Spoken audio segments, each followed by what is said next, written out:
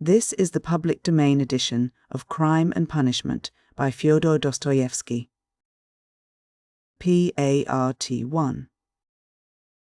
Chapter 1. On an exceptionally hot evening early in July, a young man came out of the garret in which he lodged in S. Place and walked slowly, as though in hesitation, towards K. Bridge. He had successfully avoided meeting his landlady on the staircase. His garret was under the roof of a high 5-storied house and was more like a cupboard than a room. The landlady who provided him with garret, dinners, and attendance lived on the floor below, and every time he went out he was obliged to pass her kitchen, the door of which invariably stood open. And each time he passed, the young man had a sick, frightened feeling, which made him scowl and feel ashamed. He was hopelessly in debt to his landlady and was afraid of meeting her.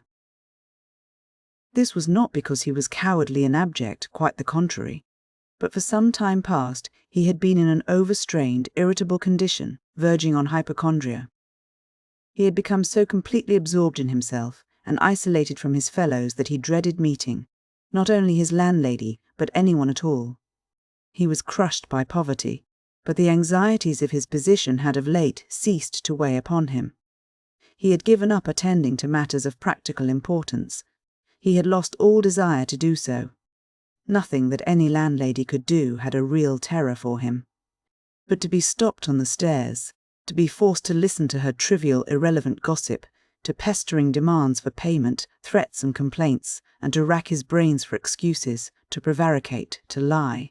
No, rather than that, he would creep down the stairs like a cat and slip out unseen. This evening, however, on coming out into the street, he became acutely aware of his fears. I want to attempt a thing like that, and am frightened by these trifles, he thought, with an odd smile.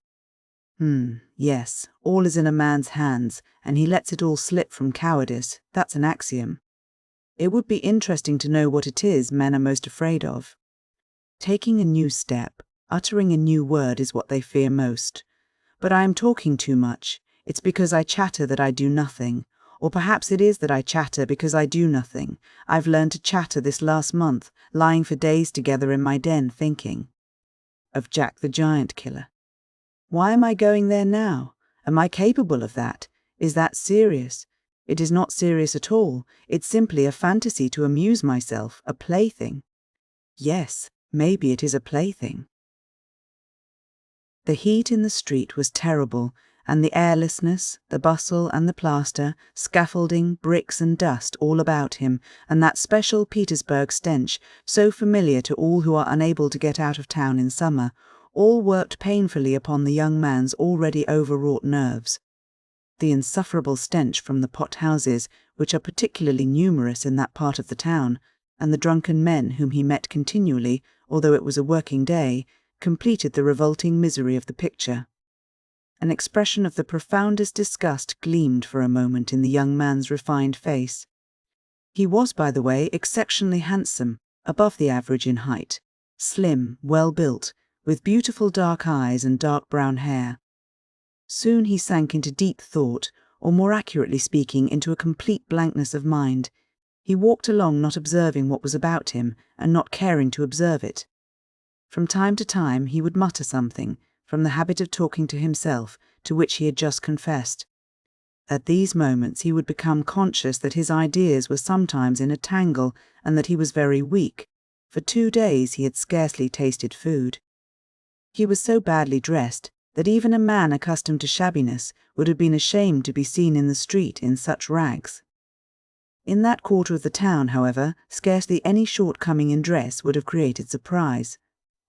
Owing to the proximity of the Haymarket, the number of establishments of bad character, the preponderance of the trading and working-class population crowded in these streets and alleys in the heart of Petersburg. Types so various were to be seen in the streets that no figure, however queer, would have caused surprise. But there was such accumulated bitterness and contempt in the young man's heart that, in spite of all the fastidiousness of youth, he minded his rags least of all in the street. It was a different matter when he met with acquaintances or with former fellow-students whom, indeed, he disliked meeting at any time. And yet when a drunken man who, for some unknown reason, was being taken somewhere in a huge wagon dragged by a heavy dray horse, suddenly shouted at him as he drove past, "Hey there, German hatter," bawling at the top of his voice and pointing at him, the young man stopped suddenly and clutched tremulously at his hat. It was a tall, round hat from Zimmermann's, but completely worn out, rusty with age, all torn and bespattered, brimless and bent on one side in a most unseemly fashion. Not shame, however, but quite another feeling akin to terror had overtaken him. "I knew it," he muttered in confusion. "I thought so. That's the worst of all." Why, a stupid thing like this, the most trivial detail might spoil the whole plan. Yes, my hat is too noticeable. It looks absurd, and that makes it noticeable. With my rags I ought to wear a cap, any sort of old pancake, but not this grotesque thing. Nobody wears such a hat. It will be noticed a mile off. It will be remembered. What matters is that people would remember it, and that would give them a clue. For this business one should be as little conspicuous as possible. Trifles are what matter. Why, it's just such trifles that always ruin everything. He had not far to go. He knew indeed how many steps it was from the gate of his lodging-house, exactly 730. He had counted them once when he had been lost in dreams. At the time, he had put no faith in those dreams and was only tantalizing himself by their hideous but daring recklessness. Now, a month later, he had begun to look upon them differently, and, in spite of the monologues in which he jeered at his own impotence and indecision, he had involuntarily come to regard this hideous dream as an exploit to be attempted, although he still did not realize this himself. He was positively going now for a rehearsal of his project, and at every step his excitement grew more and more violent. With a sinking heart and a nervous tremor, he went up to a huge house which on one side looked onto the canal and on the other into the street.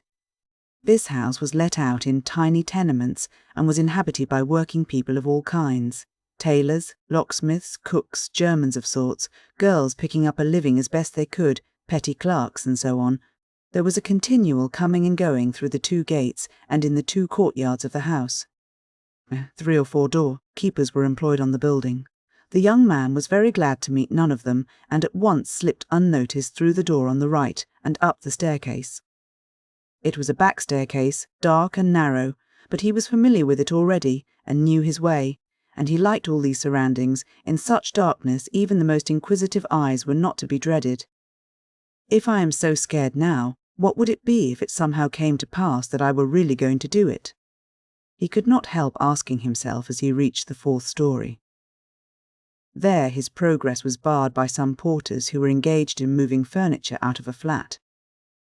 He knew that the flat had been occupied by a German clerk in the civil service and his family. This German was moving out then, and so the 4th floor on this staircase would be untenanted except by the old woman. That's a good thing anyway, he thought to himself as he rang the bell of the old woman's flat. The bell gave a faint tinkle as though it were made of tin and not of copper. The little flats in such houses always have bells that ring like that. He had forgotten the note of that bell, and now its peculiar tinkle seemed to remind him of something and to bring it clearly before him. He started. His nerves were terribly overstrained by now. In a little while, the door was opened a tiny crack. The old woman eyed her visitor with evident distrust through the crack, and nothing could be seen but her little eyes glittering in the darkness. But, seeing a number of people on the landing, she grew bolder and opened the door wide. The young man stepped into the dark entry, which was partitioned off from the tiny kitchen. The old woman stood facing him in silence and looking inquiringly at him. She was a diminutive, withered-up old woman of 60, with sharp, malignant eyes and a sharp little nose. Her colourless, somewhat grizzled hair was thickly smeared with oil, and she wore no kerchief over it. Round her thin, long neck, which looked like a hen's leg, was knotted some sort of flannel rag, and, in spite of the heat, there hung flapping on her shoulders a mangy fur cape, yellow with age. The old woman coughed and groaned at every instant. The young man must have looked at her with a rather peculiar expression, for a gleam of mistrust came into her eyes again. Raskolnikov, a student. I came here a month ago. The young man made haste to mutter, with a half-bow, remembering that he ought to be more polite. I remember, my good sir. I remember quite well your coming here, the old woman said distinctly, still keeping her inquiring eyes on his face. And here I am again on the same errand, Raskolnikov continued, a little disconcerted and surprised at the old woman's mistrust. Perhaps she is always like that, though, only I did not notice it the other time, he thought with an uneasy feeling. The old woman paused, as though hesitating, then stepped on one side, and pointing to the door of the room, she said, letting her visitor pass in front of her, "Step in, my good sir." The little room into which the young man walked, with yellow paper on the walls, geraniums and muslin curtains in the windows, was brightly lighted up at that moment by the setting sun. So the sun will shine like this then too, flashed as it were by chance through Raskolnikov's mind, and with a rapid glance he scanned everything in the room, trying as far as possible to notice and remember its arrangement. But there was nothing special in the room. The furniture, all very old and of yellow wood, consisted of a sofa with a huge bent wooden back, an oval table in front of the sofa, a dressing table with a looking-glass fixed on it between the windows, chairs along the walls, and 2 or 3 halfpenny prints in yellow frames, representing German damsels with birds in their hands. That was all. In the corner, a light was burning before a small icon. Everything was very clean. The floor and the furniture were brightly polished. Everything shone. Lizaveta's work, thought the young man. There was not a speck of dust to be seen in the whole flat. It's in the houses of spiteful old widows that one finds such cleanliness, Raskolnikov thought again, and he stole a curious glance at the cotton curtain over the door leading into another tiny room, in which stood the old woman's bed and chest of drawers, and into which he had never looked before. These 2 rooms made up the whole flat. "What do you want?" the old woman said severely, coming into the room and, as before, standing in front of him so as to look him straight in the face. "I've brought something to pawn here," and he drew out of his pocket an old-fashioned flat silver watch, on the back of which was engraved a globe. The chain was of steel. "But the time is up for your last pledge. The month was up the day before yesterday. I will bring you the interest for another month. Wait a little. But that's for me to do as I please, my good sir, to wait or to sell your pledge at once. How much will you give me for the watch, Alyona Ivanovna? You come with such trifles, my good sir. It's scarcely worth anything. I gave you 2 roubles last time for your ring, and one could buy it quite new at a jeweller's for 1.5 roubles. Give me 4 roubles for it. I shall redeem it. It was my father's. I shall be getting some money soon. 1.5 roubles, and interest in advance, if you like." 1.5 roubles, cried the young man. "Please yourself," and the old woman handed him back the watch. The young man took it, and was so angry that he was on the point of going away, but checked himself at once, remembering that there was nowhere else he could go, and that he had had another object also in coming. "Hand it over," he said roughly. The old woman fumbled in her pocket for her keys, and disappeared behind the curtain into the other room. The young man, left standing alone in the middle of the room, listened inquisitively, thinking. He could hear her unlocking the chest of drawers. It must be the top drawer, he reflected. So she carries the keys in a pocket on the right, all in one bunch on a steel ring. And there's one key there, 3 times as big as all the others, with deep notches, that can't be the key of the chest of drawers. Then there must be some other chest or strong box. That's worth knowing. Strong boxes always have keys like that, but how degrading it all is. The old woman came back. "Here, sir, as we say 10 kopecks the ruble a month, so I must take 15 kopecks from 1.5 rubles for the month in advance. But for the 2 rubles I lent you before, you owe me now 20 kopecks on the same reckoning in advance. That makes 35 kopecks altogether. So I must give you 1 rouble and 15 kopecks for the watch. Here it is. What? Only 1 rouble and 15 kopecks now. Just so." The young man did not dispute it and took the money. He looked at the old woman and was in no hurry to get away, as though there was still something he wanted to say or to do, but he did not himself quite know what. I may be bringing you something else in a day or two, Alyona Ivanovna. A valuable thing, silver, a cigarette box, as soon as I get it back from a friend." He broke off in confusion. "Well, we will talk about it then, sir. Goodbye. Are you always at home alone? Your sister is not here with you?" he asked her as casually as possible as he went out into the passage. "What business is she of yours, my good sir?" "Oh, nothing particular," I simply asked. "You are too quick. Good day, Alyona Ivanovna." Raskolnikov went out in complete confusion. This confusion became more and more intense. As he went down the stairs, he even stopped short 2 or 3 times, as though suddenly struck by some thought. When he was in the street, he cried out, "Oh God, how loathsome it all is! And can I possibly—" "No, it's nonsense, it's rubbish," he added resolutely. "And how could such an atrocious thing come into my head? What filthy things my heart is capable of. Yes, filthy above all, disgusting, loathsome, and for a whole month I've been—" But no words, no exclamations could express his agitation. The feeling of intense repulsion, which had begun to oppress and torture his heart while he was on his way to the old woman, had by now reached such a pitch and had taken such a definite form that he did not know what to do with himself to escape from his wretchedness. He walked along the pavement like a drunken man, regardless of the passers-by and jostling against them, and only came to his senses when he was in the next street. Looking round, he noticed that he was standing close to a tavern which was entered by steps leading from the pavement to the basement. At that instant, 2 drunken men came out at the door, and abusing and supporting one another, they mounted the steps. Without stopping to think, Raskolnikov went down the steps at once. Till that moment he had never been into a tavern, but now he felt giddy and was tormented by a burning thirst. He longed for a drink of cold beer and attributed his sudden weakness to the want of food. He sat down at a sticky little table in a dark and dirty corner, ordered some beer, and eagerly drank off the first glassful. At once he felt easier, and his thoughts became clear. "All that's nonsense," he said hopefully, "and there is nothing in it all to worry about. It's simply physical derangement. Just a glass of beer, a piece of dry bread, and in one moment the brain is stronger, the mind is clearer, and the will is firm. Phew, how utterly petty it all is."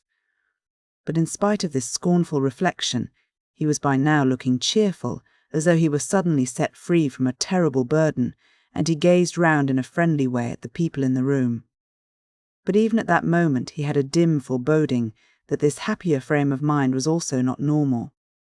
There were few people at the time in the tavern. Besides the 2 drunken men he had met on the steps, a group consisting of about 5 men and a girl with a concertina had gone out at the same time. Their departure left the room quiet and rather empty. The persons still in the tavern were a man who appeared to be an artisan, drunk, but not extremely so, sitting before a pot of beer, and his companion, a huge, stout man with a grey beard, in a short, full-skirted coat. He was very drunk, and had dropped asleep on the bench. Every now and then he began, as though in his sleep, cracking his fingers, with his arms wide apart, and the upper part of his body bounding about on the bench, while he hummed some meaningless refrain, trying to recall some such lines as these: "His wife a year, he fondly loved his wife, a year he fondly loved," or suddenly waking up again. Walking along the crowded row, he met the one he used to know. But no one shared his enjoyment. His silent companion looked with positive hostility and mistrust at all these manifestations. There was another man in the room who looked somewhat like a retired government clerk. He was sitting apart, now and then, sipping from his pot and looking round at the company. He too appeared to be in some agitation. Chapter 2. Raskolnikov was not used to crowds, and, as we said before, he avoided society of every sort, more especially of late. But now, all at once, he felt a desire to be with other people. Something new seemed to be taking place within him, and with it he felt a sort of thirst for company. He was so weary after a whole month of concentrated wretchedness and gloomy excitement that he longed to rest, if only for a moment, in some other world, whatever it might be, and, in spite of the filthiness of the surroundings, he was glad now to stay in the tavern. The master of the establishment was in another room, but he frequently came down some steps into the main room, his jaunty, tarred boots with red turnover tops coming into view each time before the rest of his person. He wore a full coat and a horribly greasy black satin waistcoat, with no cravat, and his whole face seemed smeared with oil like an iron lock. At the counter stood a boy of about 14, and there was another boy somewhat younger who handed whatever was wanted. On the counter lay some sliced cucumber, some pieces of dried black bread, and some fish, chopped up small, all smelling very bad. It was insufferably close, and so heavy with the fumes of spirits that 5 minutes in such an atmosphere might well make a man drunk.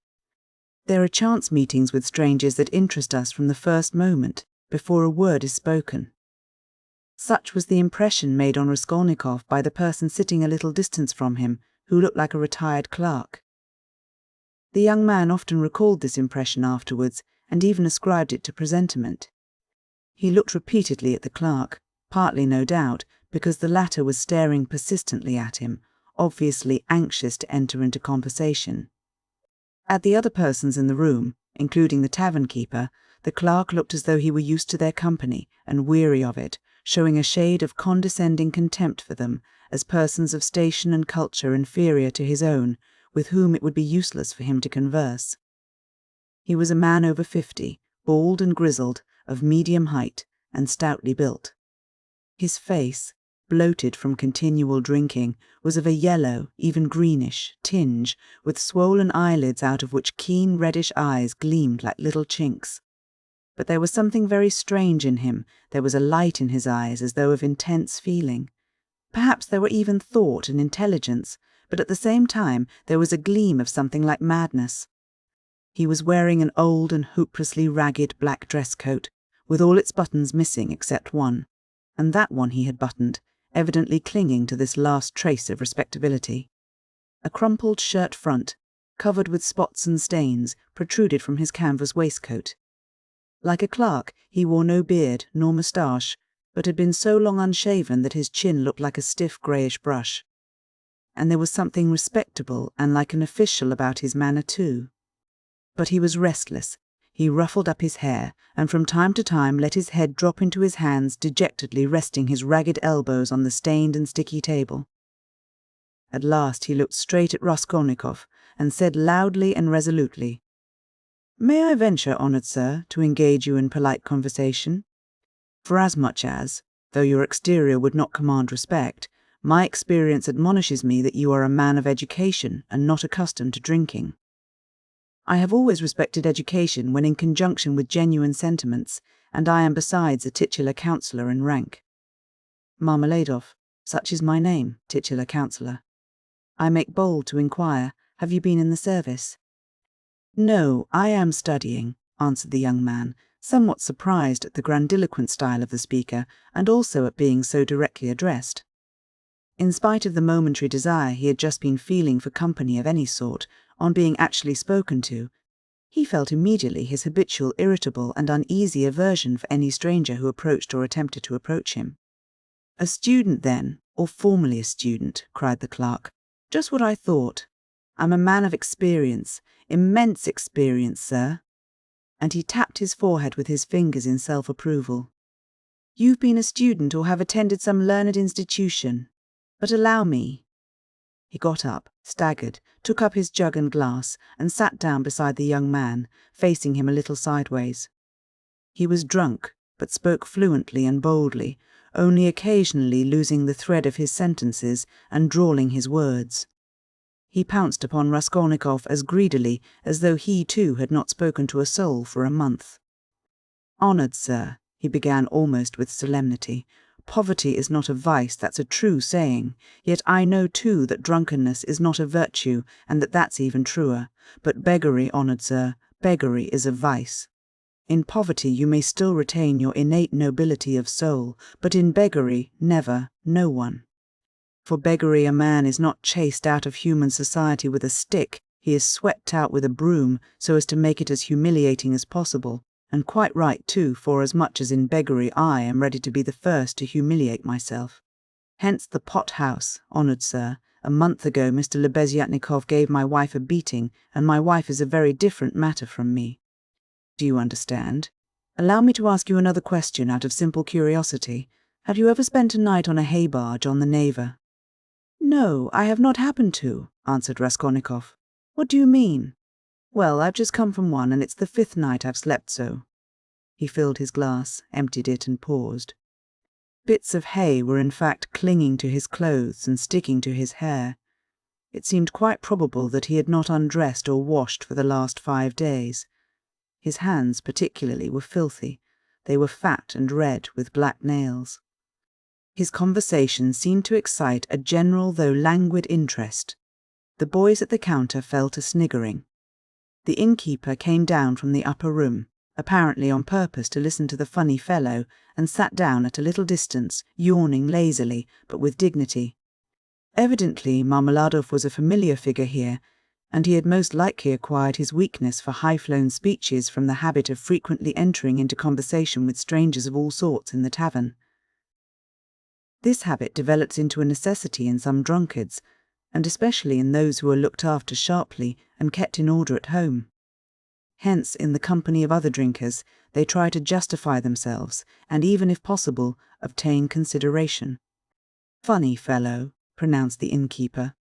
"And why don't you work? Why aren't you at your duty if you are in the service?"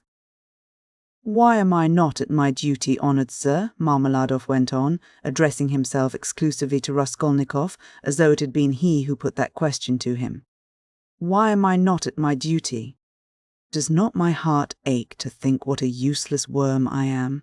A month ago, when Mr. Lebeziatnikov beat my wife with his own hands, and I lay drunk, didn't I suffer? Excuse me, young man, has it ever happened to you? Well, to petition hopelessly for a loan. Yes, it has. But what do you mean by hopelessly? Hopelessly in the fullest sense, when you know beforehand that you will get nothing by it. You know, for instance, beforehand with positive certainty that this man, this most reputable and exemplary citizen, will on no consideration give you money, and indeed I ask you, why should he? For he knows, of course, that I shan't pay it back, from compassion. But Mr. Lebeziatnikov, who keeps up with modern ideas, explained the other day that compassion is forbidden nowadays by science itself, and that that's what is done now in England, where there is political economy. Why, I ask you, should he give it to me? And yet, though I know beforehand that he won't, I set off to him, and— Why do you go? Put in Raskolnikov. Well, when one has no one, nowhere else one can go, for every man must have somewhere to go, since there are times when one absolutely must go somewhere. When my own daughter first went out with a yellow ticket, then I had to go, for my daughter has a yellow passport, he added in parenthesis, looking with a certain uneasiness at the young man. No matter, sir, no matter, he went on hurriedly and with apparent composure, when both the boys at the counter guffawed and even the innkeeper smiled. No matter, I am not confounded by the wagging of their heads, for everyone knows everything about it already, and all that is secret is made open.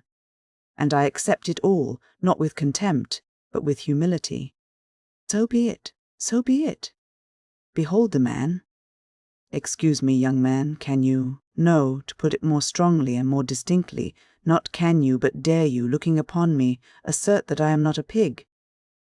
The young man did not answer a word. Well, the orator began again stolidly, and with even increased dignity, after waiting for the laughter in the room to subside. Well, so be it. I am a pig, but she is a lady. I have the semblance of a beast. But Katerina Ivanovna, my spouse, is a person of education and an officer's daughter.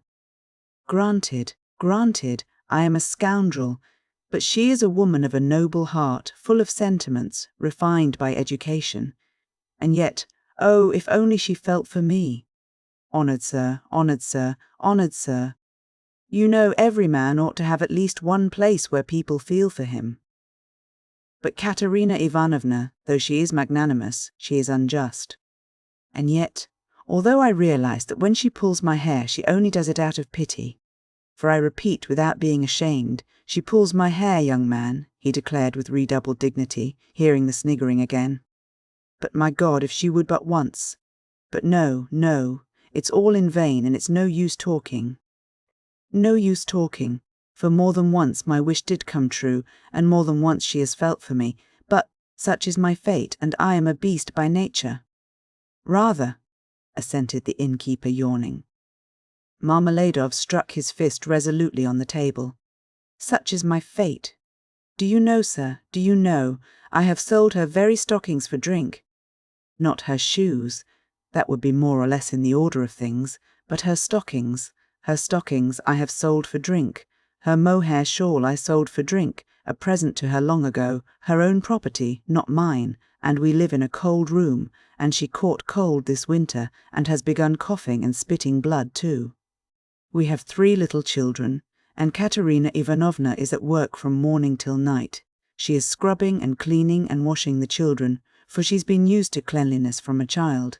But her chest is weak, and she has a tendency to consumption, and I feel it. Do you suppose I don't feel it? And the more I drink, the more I feel it. That's why I drink too. I try to find sympathy and feeling in drink. I drink so that I may suffer twice as much, and as though in despair he laid his head down on the table. Young man, he went on, raising his head again, in your face I seem to read some trouble of mind.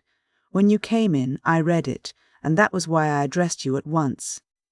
For in unfolding to you the story of my life, I do not wish to make myself a laughing-stock before these idle listeners, who indeed know all about it already, but I am looking for a man of feeling and education. Know then that my wife was educated in a high-class school for the daughters of noblemen, and on leaving she danced the shawl dance before the governor and other personages, for which she was presented with a gold medal and a certificate of merit. The medal, well, the medal of course was sold. Long ago, But the certificate of merit is in her trunk still, and not long ago she showed it to our landlady. And although she is most continually on bad terms with the landlady, yet she wanted to tell some one or other of her past honours and of the happy days that are gone. I don't condemn her for it, I don't blame her. For the one thing left her is recollection of the past, and all the rest is dust and ashes. Yes, she is a lady of spirit, proud and determined. She scrubs the floors herself and has nothing but black bread to eat, but won't allow herself to be treated with disrespect. That's why she would not overlook Mr. Lebeziatnikov's rudeness to her, and so when he gave her a beating for it, she took to her bed more from the hurt to her feelings than from the blows. She was a widow when I married her, with 3 children, one smaller than the other. She married her first husband, an infantry officer, for love, and ran away with him from her father's house. She was exceedingly fond of her husband, but he gave way to cards, got into trouble, and with that he died. He used to beat her at the end, and although she paid him back, of which I have authentic documentary evidence, to this day she speaks of him with tears and she throws him up to me. And I am glad that though only in imagination, she should think of herself as having once been happy. And she was left at his death with 3 children in a wild and remote district where I happened to be at the time, and she was left in such hopeless poverty that, although I have seen many ups and downs of all sort, I don't feel equal to describing it even. Her relations had all thrown her off. And she was proud too, excessively proud. And then, honoured sir, and then I, being at the time a widower, with a daughter of 14 left me by my first wife, offered her my hand, for I could not bear the sight of such suffering. You can judge the extremity of her calamities, that she, a woman of education and culture and distinguished family, should have consented to be my wife. But she did. Weeping and sobbing and wringing her hands, she married me, for she had nowhere to turn. Do you understand, sir? Do you understand what it means when you have absolutely nowhere to turn? No, that you don't understand yet. And for a whole year I performed my duties conscientiously and faithfully, and did not touch this. He tapped the jug with his finger. For I have feelings. But even so, I could not please her. And then I lost my place too, and that through no fault of mine, but through changes in the office, and then I did touch it. It will be a year and a half ago soon, since we found ourselves at last, after many wanderings and numerous calamities in this magnificent capital, adorned with innumerable monuments. Here I obtained a situation. I obtained it and I lost it again. Do you understand? This time it was through my own fault I lost it, for my weakness had come out. We have now part of a room at Amalia Fyodorovna Lipovexel's, and what we live upon and what we pay our rent with, I could not say. There are a lot of people living there besides ourselves. Dirt and disorder, a perfect bedlam. Yes, and meanwhile my daughter by my first wife has grown up, and what my daughter has had to put up with from her stepmother while she was growing up, I won't speak of. For, though Katerina Ivanovna is full of generous feelings, she is a spirited lady, irritable and short-tempered. Yes, but it's no use going over that. Sonia, as you may well fancy, has had no education. I did make an effort 4 years ago to give her a course of geography and universal history, but as I was not very well up in those subjects myself, and we had no suitable books, and what books we had. Anyway, we have not even those now, so all our instruction came to an end. We stopped at Cyrus of Persia. Since she has attained years of maturity, she has read other books of romantic tendency, and of late she had read with great interest a book she got through Mr. Lebeziatnikov, Lewes' Physiology, do you know it? And even recounted extracts from it to us. And that's the whole of her education. And now may I venture to address you, honoured sir, on my own account with a private question. Do you suppose that a respectable poor girl can earn much by honest work? Not 15 farthings a day can she earn, if she is respectable, and has no special talent, and that without putting her work down for an instant. And what's more, Ivan Ivanitch Klopstock, the civil councillor, have you heard of him? Has not to this day paid her for the 6 linen shirts she made him, and drove her roughly away, stamping and revelling her, on the pretext that the shirt collars were not made like the pattern and were put in askew. And there are the little ones hungry, and Katerina Ivanovna walking up and down and wringing her hands, her cheeks flushed red, as they always are in that disease. Here you live with us, says she. You eat and drink, and are kept warm, and you do nothing to help. And much she gets to eat and drink when there is not a crust for the little ones for 3 days. I was lying at the time. Well, what of it? I was lying drunk, and I heard my Sonia speaking. She is a gentle creature with a soft little voice, fair hair, and such a pale, thin little face. She said, Katerina Ivanovna, am I really to do a thing like that? And Darya Frantsovna, a woman of evil character and very well known to the police, had 2 or 3 times tried to get at her through the landlady. And why not? Said Katerina Ivanovna with a jeer. You are something mighty precious to be so careful of. But don't blame her, honoured sir, don't blame her. She was not herself when she spoke, but driven to distraction by her illness and the crying of the hungry children, and it was said more to wound her than anything else. For that's Katerina Ivanovna's character, and when children cry, even from hunger, she falls to beating them at once. At 6 o'clock, I saw Sonia get up, put on her kerchief and her cape, and go out of the room, and about 9 o'clock she came back. She walked straight up to Katerina Ivanovna, and she laid 30 roubles on the table before her in silence. She did not utter a word. She did not even look at her. She simply picked up our big green drap de dami's shawl. We have a shawl made of drap de damis, put it over her head and face, and lay down on the bed with her face to the wall. Only her little shoulders and her body kept shuddering. And I went on lying there, just as before. And then I saw, young man, I saw Katerina Ivanovna, in the same silence, go up to Sonia's little bed. She was on her knees all the evening kissing Sonia's feet, and would not get up, and then they both fell asleep in each other's arms. Together, yes, and I lay drunk. Marmeladov stopped short, as though his voice had failed him. Then he hurriedly filled his glass, drank, and cleared his throat.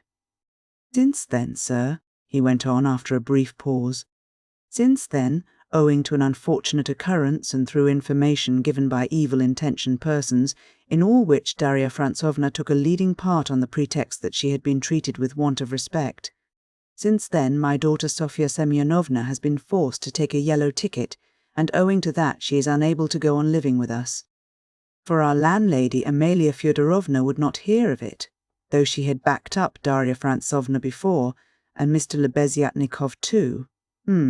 All the trouble between him and Katerina Ivanovna was on Sonia's account. At first he was for making up to Sonia himself, and then all of a sudden he stood on his dignity. "How," said he, "can a highly educated man like me live in the same rooms with a girl like that?" And Katerina Ivanovna would not let it pass. She stood up for her, and so that's how it happened. And Sonia comes to us now, mostly after dark. She comforts Katerina Ivanovna and gives her all she can. She has a room at the Kapernaumofs, the tailors. She lodges with them. Kapernaumov is a lame man with a cleft palate, and all of his numerous family have cleft palates too. And his wife too has a cleft palate. They all live in one room, but Sonia has her own, partitioned off. Yes, very poor people, and all with cleft palates, yes. Then I got up in the morning and put on my rags, lifted up my hands to heaven, and set off to His Excellency Ivan Afanasievich. His Excellency Ivan Afanasievich, do you know him? No? Well then, it's a man of God you don't know. He is wax, wax before the face of the Lord, even as wax melteth. His eyes were dim when he heard my story. Marmeladov, once already you have deceived my expectations. I'll take you once more on my own responsibility. That's what he said, remember, he said, and now you can go. I kissed the dust at his feet, in thought only, for in reality he would not have allowed me to do it, being a statesman and a man of modern political and enlightened ideas. I returned home, and when I announced that I'd been taken back into the service and should receive a salary, heavens, what a to-do there was! Marmeladov stopped again in violent excitement. At that moment a whole party of revellers already drunk came in from the street, and the sounds of a hired concertina and the cracked piping voice of a child of 7 singing the Hamlet were heard in the entry. The room was filled with noise. The tavern-keeper and the boys were busy with the newcomers. Marmeladov, paying no attention to the new arrivals, continued his story. He appeared by now to be extremely weak, but as he became more and more drunk, he became more and more talkative.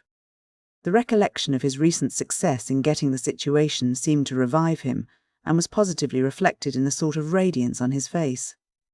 Raskolnikov listened attentively. "That was 5 weeks ago, sir. Yes.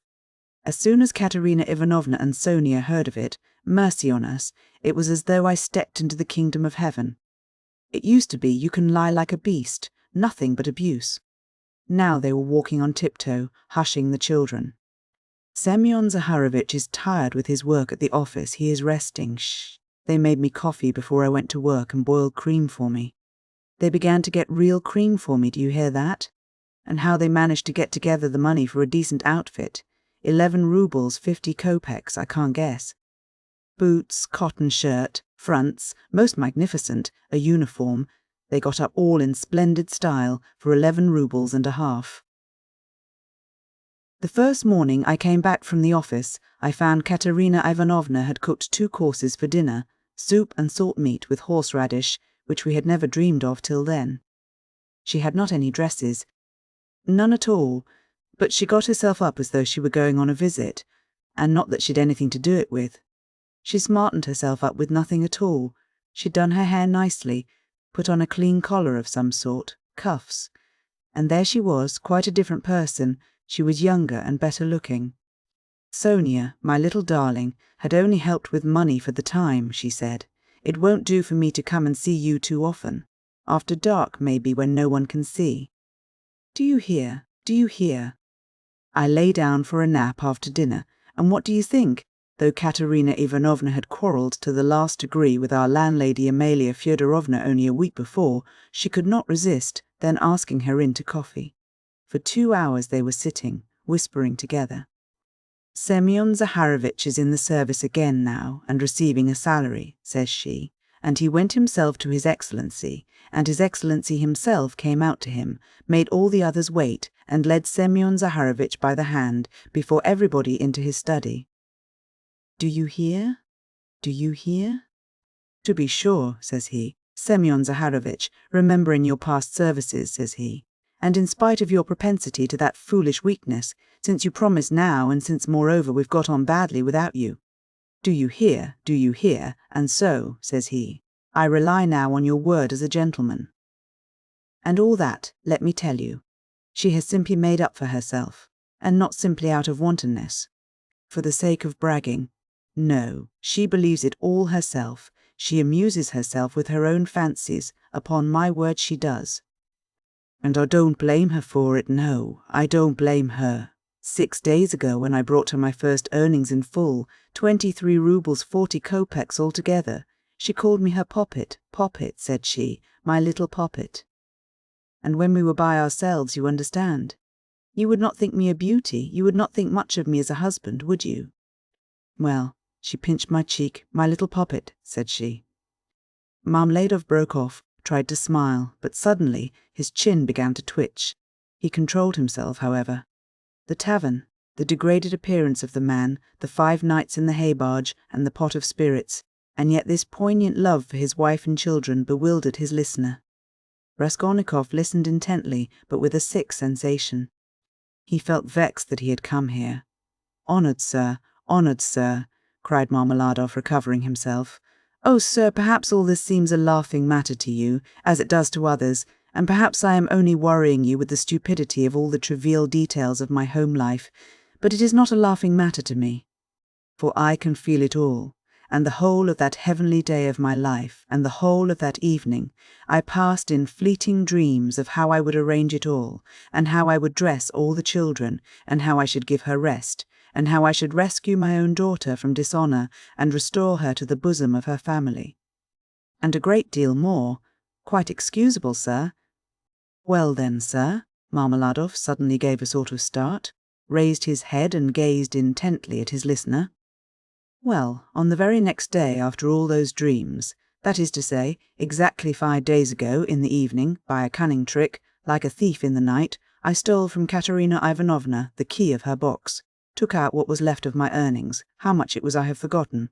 And now look at me, all of you. It's the 5th day since I left home, and they are looking for me there, and it's the end of my employment, and my uniform is lying in a tavern on the Egyptian bridge. I exchanged it for the garments I have on, and it's the end of everything. Marmeladov struck his forehead with his fist, clenched his teeth, closed his eyes, and leaned heavily with his elbow on the table. But a minute later his face suddenly changed, and with a certain assumed slyness and affectation of bravado, he glanced at Raskolnikov, laughed, and said, "This morning I went to see Sonia. I went to ask her for a pick-me-up. He! You don't say she gave it to you!" cried one of the newcomers. He shouted the words and went off into a guffaw. "And this very quart was bought with her money," Marmeladov declared, addressing himself exclusively to Raskolnikov. 30 kopecks she gave me with her own hands, her last, all she had, as I saw. She said nothing, she only looked at me without a word. Not on earth, but up yonder, they grieve over men. They weep, but they don't blame them, But it hurts more when they don't blame. 30 kopecks, yes. And maybe she needs them now, eh? What do you think, my dear sir? For now she's got to keep up her appearance. It costs money. That smartness, that special smartness, you know. Do you understand? And there's pomatum too, you see. She must have things. Petticoats, starched ones, shoes too, real jaunty ones to show off her foot when she has to step over a puddle. Do you understand, sir? Do you understand what all that smartness means? And here I, her own father, took 30 kopecks of that money for a drink. And I am drinking it, and I have already drunk it. Come, who will have pity on a man like me, eh? Are you sorry for me, sir, or not? Tell me, sir, are you sorry or not? He would have filled his glass, but there was no drink left. The pot was empty. What are you to be pitied for? Shouted the tavern-keeper, who was again near them. Shouts of laughter and even oaths followed. The laughter and the oaths came from those who were listening, and also from those who had heard nothing but were simply looking at the figure of the discharged government clerk. "To be pitied!" "Why am I to be pitied?" Marmeladov suddenly declaimed, standing up with his arm outstretched, as though he had been only waiting for that question. "Why am I to be pitied, you say? Yes, there's nothing to pity me for. I ought to be crucified on a cross, not pitied. Crucify me, O judge, crucify me, but pity me. And then I will go of myself to be crucified, for it's not merry-making, I seek but tears and tribulation. Do you suppose, you that sell, that this pint of yours has been sweet to me? It was tribulation, I sought at the bottom of it, tears and tribulation, and have found it, and I have tasted it. But he will pity us who has had pity on all men, who has understood all men and all things. He is the one, he too is the judge. He will come in that day, and he will ask, where is the daughter who gave herself for her cross, consumptive stepmother, and for the little children of another? Where is the daughter who had pity upon the filthy drunkard, her earthly father, undismayed by his beastliness? And he will say, come to me. I have already forgiven thee once. I have forgiven thee once. Thy sins which are many are forgiven thee, for thou hast loved much. And he will forgive my Sonia, he will forgive, I know it, I felt it in my heart when I was with her just now. And he will judge and will forgive all, the good and the evil, the wise and the meek. And when he is done with all of them, then he will summon us. You too come forth, he will say. Come forth, ye drunkards, come forth, ye weak ones, come forth, ye children of shame. And we shall all come forth, without shame, and shall stand before him. And he will say unto us, Ye are swine, made in the image of the beast, and with his mark, but come ye also. And the wise ones and those of understanding will say, O Lord, why dost thou receive these men? And he will say, This is why I receive them, O ye wise, this is why I receive them, O ye of understanding, that not one of them believed himself to be worthy of this. And he will hold out his hands to us, and we shall fall down before him. And we shall weep, and we shall understand all things. Then we shall understand all. And all will understand, Katerina Ivanovna even, she will understand. Lord, thy kingdom come. And he sank down on the bench exhausted and helpless, looking at no one, apparently oblivious of his surroundings and plunged in deep thought. His words had created a certain impression. There was a moment of silence, but soon laughter and oaths were heard again. That's his notion, talked himself silly, a fine clerk he is, and so on, and so on. Let us go, sir, said Marmeladov all at once, raising his head and addressing Raskolnikov. Come along with me, Kozl's house, looking into the yard. I'm going to Katerina Ivanovna, time I did. Raskolnikov had for some time been wanting to go, and he had meant to help him. Marmeladov was much unsteadier on his legs than in his speech, and leaned heavily on the young man. They had 200 or 300 paces to go. The drunken man was more and more overcome by dismay and confusion as they drew nearer the house. It's not Katerina Ivanovna I am afraid of now, he muttered in agitation, and that she will begin pulling my hair. What does my hair matter? Bother my hair. That's what I say. Indeed, it will be better if she does begin pulling it. That's not what I am afraid of. It's her eyes I am afraid of. Yes, her eyes, the red on her cheeks too, frightens me, and her breathing too. Have you noticed how people in that disease breathe? When they are excited? I am frightened of the children's crying too, for if Sonia has not taken them food, I don't know what's happened. I don't know, but blows I am not afraid of. No, sir, that such blows are not a pain to me, but even an enjoyment. In fact, I can't get on without it. It's better so. Let her strike me. It relieves her heart. It's better so. There is the house. The house of Kozl, the cabinet-maker, a German, well-to-do, lead the way. They went in from the yard and up to the 4th story. The staircase got darker and darker as they went up. It was nearly 11 o'clock, and although in summer in Petersburg there is no real night, yet it was quite dark at the top of the stairs. A grimy little door at the very top of the stairs stood ajar. A very poor-looking room, about 10 paces long, was lighted up by a candle end. The whole of it was visible from the entrance. It was all in disorder, littered up with rags of all sorts, especially children's garments. Across the furthest corner was stretched a ragged sheet. Behind it probably was the bed. There was nothing in the room except 2 chairs and a sofa covered with American leather, full of holes, before which stood an old deal kitchen table, unpainted and uncovered. At the edge of the table stood a smouldering tallow candle in an iron candlestick. It appeared that the family had a room to themselves, not part of a room, but their room was practically a passage. The door leading to the other rooms, or rather cupboards, into which Amelia Lipovexel's flat was divided, stood half open, and there was shouting, uproar and laughter within.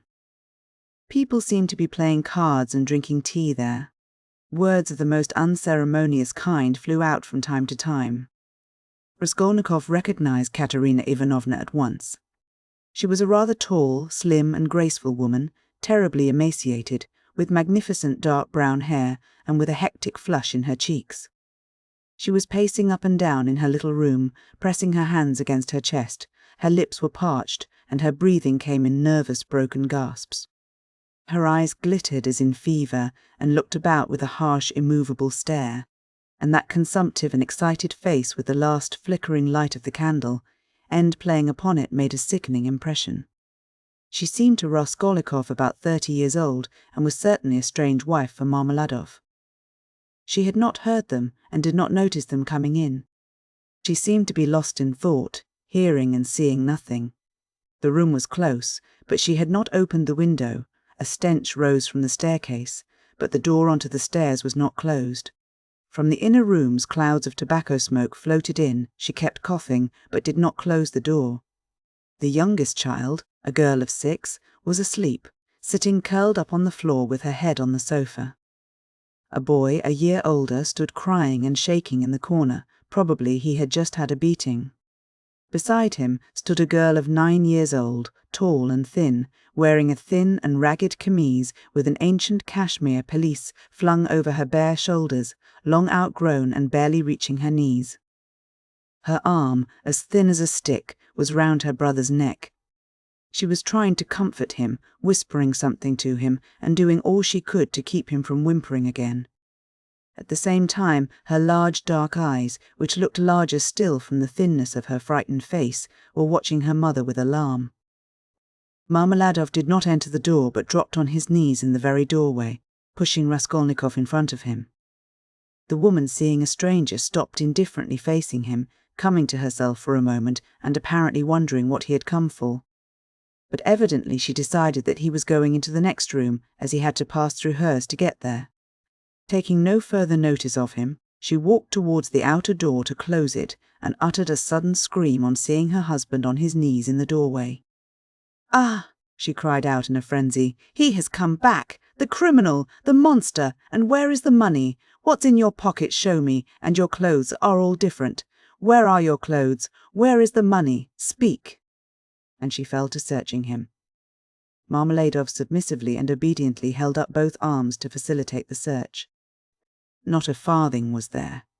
"Where is the money?" she cried. "Mercy on us! Can he have drunk it all?" There were 12 silver roubles left in the chest, and in a fury she seized him by the hair and dragged him into the room. Marmeladov seconded her efforts by meekly crawling along on his knees. "And this is a consolation to me.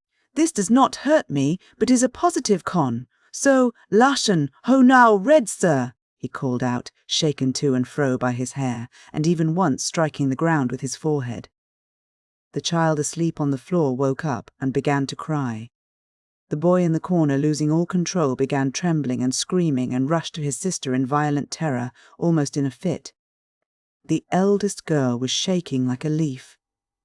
He's drunk it all," the poor woman screamed in despair. "And his clothes are gone, and they are hungry. And wringing her hands, she pointed to the children. "Oh, accursed life! And you, are you not ashamed?" She pounced all at once upon Raskolnikov. "From the tavern, have you been drinking with him?" "You have been drinking with him too. Go away." the young man was hastening away without uttering a word. The inner door was thrown wide open and inquisitive faces were peering in at it. Coarse, laughing faces with pipes and cigarettes and heads wearing caps thrust themselves in at the doorway. Further in could be seen figures in dressing gowns flung open, in costumes of unseemly scantiness, some of them with cards in their hands. They were particularly diverted when Marmeladov, dragged about by his hair, shouted that it was a consolation to him. They even began to come into the room. At last a sinister shrill outcry was heard. This came from Amalia Lipovexel herself, pushing her way amongst them and trying to restore order after her own fashion, and for the 100th time to frighten the poor woman by ordering her with coarse abuse to clear out of the room next day. As he went out, Raskolnikov had time to put his hand into his pocket, to snatch up the coppers he had received in exchange for his rouble in the tavern, and to lay them unnoticed on the window. Afterwards, on the stairs, he changed his mind and would have gone back. "What a stupid thing I've done," he thought to himself. "They have Sonia, and I want it myself." But reflecting that it would be impossible to take it back now, and that in any case he would not have taken it, he dismissed it with a wave of his hand and went back to his lodging. "Sonia wants pomatum too," he said as he walked along the street, and he laughed malignantly. "Such smartness costs money.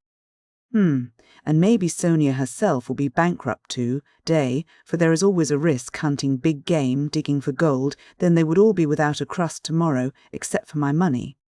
Hurrah for Sonia.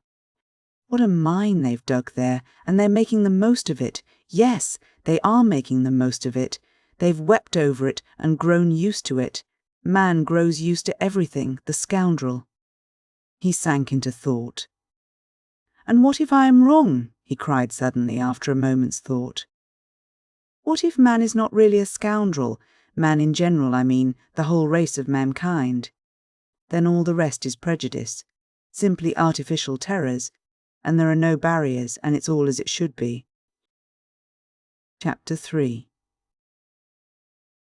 He waked up late next day after a broken sleep. But his sleep had not refreshed him. He waked up bilious, irritable, ill-tempered, and looked with hatred at his room. It was a tiny cupboard of a room about 6 paces in length. It had a poverty-stricken appearance with its dusty yellow paper peeling off the walls, and it was so low-pitched that a man of more than average height was ill at ease in it, and felt every moment that he would knock his head against the ceiling. The furniture was in keeping with the room. There were 3 old chairs, rather rickety, a painted table in the corner on which lay a few manuscripts and books. The dust that lay thick upon them showed that they had been long untouched. A big, clumsy sofa occupied almost the whole of one wall and half the floor space of the room. It was once covered with chintz, but was now in rags and served Raskolnikov as a bed. Often he went to sleep on it, as he was, without undressing, without sheets, wrapped in his old student's overcoat, with his head on one little pillow, under which he heaped up all the linen he had, clean and dirty, by way of a bolster. A little table stood in front of the sofa. It would have been difficult to sink to a lower ebb of disorder, but to Raskolnikov in his present state of mind this was positively agreeable. He had got completely away from everyone, like a tortoise in its shell, and even the sight of a servant girl who had to wait upon him and looked sometimes into his room made him writhe with nervous irritation. He was in the condition that overtakes some monomaniacs entirely concentrated upon one thing. His landlady had for the last fortnight given up sending him in meals, and he had not yet thought of expostulating with her, though he went without his dinner. Nastasia, the cook and only servant, was rather pleased at the lodger's mood and had entirely given up sweeping and doing his room. Only once a week or so she would stray into his room with a broom. She waked him up that day. "Get up, why are you asleep?" she called to him. "It's past 9. I have brought you some tea. Will you have a cup? I should think you're fairly starving." Raskolnikov opened his eyes, started, and recognized Nastasia. "From the landlady, eh?" he asked, slowly, and with a sickly face sitting up on the sofa. "From the landlady, indeed." She set before him her own cracked teapot full of weak and stale tea, and laid 2 yellow lumps of sugar by the side of it. "Here, Nastasia, take it please," he said, fumbling in his pocket, for he had slept in his clothes, and taking out a handful of coppers. "Run and buy me a loaf. And get me a little sausage, the cheapest at the pork butcher's. The loaf I'll fetch you this very minute, but wouldn't you rather have some cabbage soup instead of sausage? It's capital soup, yesterday's. I saved it for you yesterday, but you came in late." "It's fine soup." When the soup had been brought, and he had begun upon it, Nastasia sat down beside him on the sofa and began chatting. She was a country peasant woman, and a very talkative one. "Praskovia Pavlovna means to complain to the police about you," she said. He scowled. "To the police? What does she want?" "You don't pay her money, and you won't turn out of the room. That's what she wants, to be sure." "The devil, that's the last straw," he muttered, grinding his teeth. "No, that would not suit me. Just now, she is a fool," he added aloud. "I'll go and talk to her today. Fool she is, and no mistake, just as I am. But why, if you are so clever, do you lie here like a sack and have nothing to show for it? One time you used to go out, you say, to teach children. But why is it you do nothing now? I am doing." Raskolnikov began sullenly and reluctantly. "What are you doing?" "Work. What sort of work?" "I am thinking," he answered seriously after a pause. Nastasia was overcome with a fit of laughter. She was given to laughter, and when anything amused her, she laughed inaudibly, quivering and shaking all over till she felt ill. "And have you made much money by your thinking?" she managed to articulate at last. "One can't go out to give lessons without boots." "And I'm sick of it. Don't quarrel with your bread and butter. They pay so little for lessons. What's the use of a few coppers?" he answered, reluctantly, as though replying to his own thought. "And you want to get a fortune all at once?" He looked at her strangely. "Yes, I want a fortune," he answered firmly, after a brief pause. "Don't be in such a hurry, you quite frighten me. Shall I get you the loaf or not?" "As you please." "Ah, I forgot. A letter came for you yesterday when you were out." "A letter? For me? From whom?" "From whom?" "I can't say. I gave 3 kopecks of my own to the postman for it." "Will you pay me back?" "Then bring it to me, for God's sake, bring it," cried Raskolnikov, greatly excited. "Good God!" A minute later, the letter was brought him. That was it, from his mother, from the province of Ra. He turned pale when he took it. It was a long while since he had received a letter, but another feeling also suddenly stabbed his heart.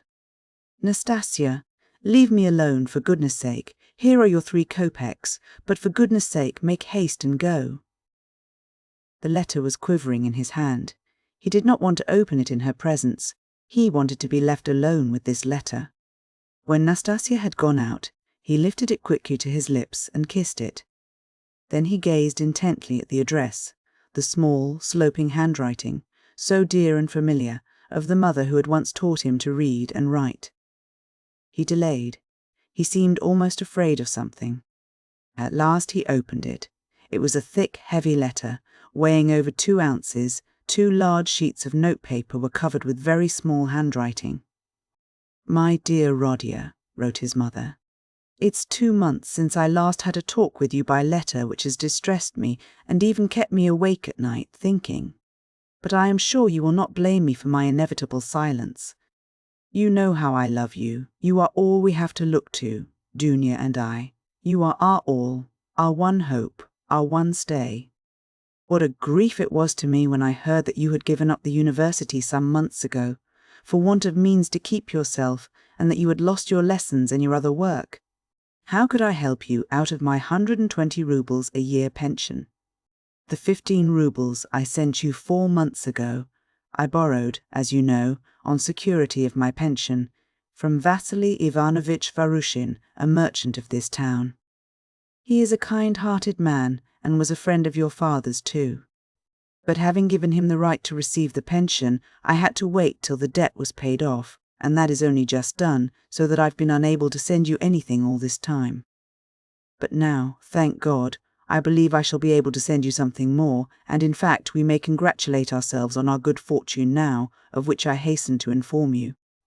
In the first place, would you have guessed, dear Rodya, that your sister has been living with me for the last 6 weeks, and we shall not be separated in the future. Thank God, her sufferings are over, but I will tell you everything in order, so that you may know just how everything has happened and all that we have hitherto concealed from you. When you wrote to me 2 months ago that you had heard that Dunya had a great deal to put up with in the Svidrigailov's house, when you wrote that and asked me to tell you all about it, what could I write in answer to you? If I had written the whole truth to you, I dare say you would have thrown up everything and have come to us, even if you had to walk all the way, for I know your character and your feelings, and you would not let your sister be insulted. I was in despair myself, but what could I do? And, besides, I did not know the whole truth myself then. What made it all so difficult was that Dunya received 100 rubles in advance when she took the place as governess in their family, on condition of part of her salary being deducted every month, and so it was impossible to throw up the situation without repaying the debt. This sum, now I can explain it all to you, my precious Rodya, she took chiefly in order to send you 60 rubles, which you needed so terribly then, and which you received from us last year. We deceived you then, writing that this money came from Dunya's savings. But that was not so, and now I tell you all about it, because, thank God, things have suddenly changed for the better, and that you may know how Dunya loves you and what a heart she has. At first, indeed, Mr. Svidrigailov treated her very rudely and used to make disrespectful and jeering remarks at table. And I don't want to go into all those painful details, so as not to worry you for nothing when it is now all over. In short, in spite of the kind and generous behaviour of Marfa Petrovna, Mr. Svidrigailov's wife, and all the rest of the household, Dunya had a very hard time, especially when Mr. Svidrigailov, relapsing into his old regimental habits, was under the influence of Bacchus. And how do you think it was all explained later on? Would you believe that the crazy fellow had conceived a passion for Dunya from the beginning, but had concealed it under a show of rudeness and contempt? Possibly he was ashamed and horrified himself at his own flighty hopes, considering his years and his being the father of a family, and that made him angry with Dunya. And possibly, too, he hoped by his rude and sneering behaviour to hide the truth from others. But at last he lost all control and had the face to make Dunya an open and shameful proposal, promising her all sorts of inducements and offering, besides, to throw up everything and take her to another estate of his, or even abroad. You can imagine all she went through. To leave her situation at once was impossible, not only on account of the money debt, but also to spare the feelings of Marfa Petrovna, whose suspicions would have been aroused, and then Dunya would have been the cause of a rupture in the family. And it would have meant a terrible scandal for Dunya too, that would have been inevitable. There were various other reasons owing to which Dunya could not hope to escape from that awful house for another 6 weeks. You know Dunya, of course. You know how clever she is and what a strong will she has. Dunya can endure a great deal, and even in the most difficult cases, she has the fortitude to maintain her firmness. She did not even write to me about everything for fear of upsetting me, although we were constantly in communication. It all ended very unexpectedly. Marfa Petrovna accidentally overheard her husband imploring Dunya in the garden, and, putting quite a wrong interpretation on the position, threw the blame upon her, believing her to be the cause of it all.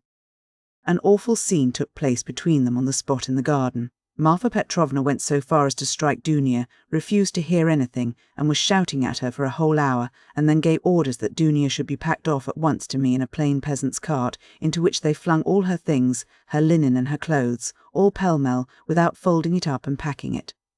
And a heavy shower of rain came on too, and Dunya, insulted and put to shame, had to drive with a peasant in an open cart all the 17 versts into town.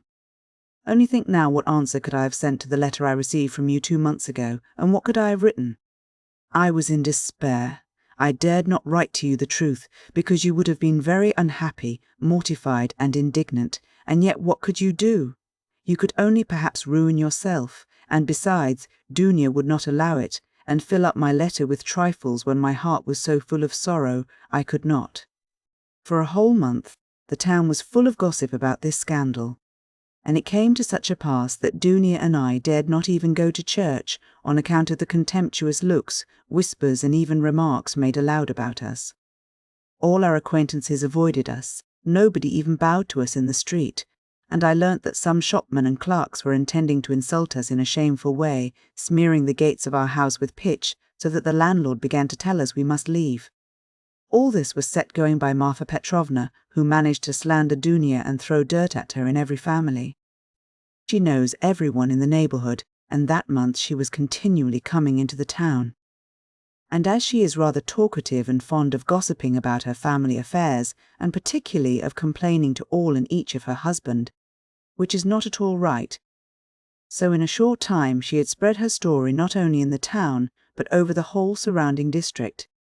It made me ill, but Dunya bore it better than I did, and if only you could have seen how she endured it all and tried to comfort me and cheer me up.